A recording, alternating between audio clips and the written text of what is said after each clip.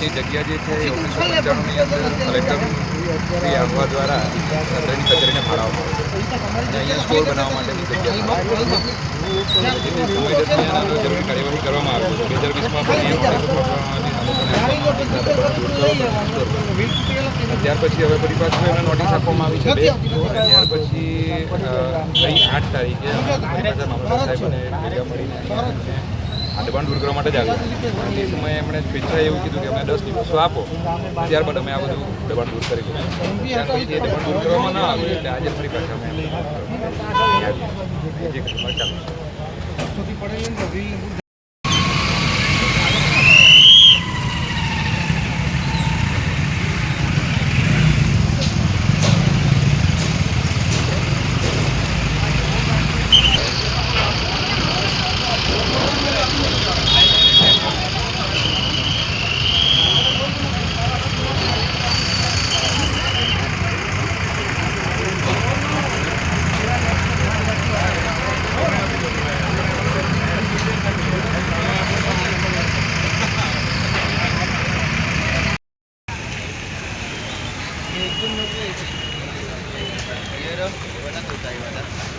ખાવું ને દુકાન છે તોડી નીકળી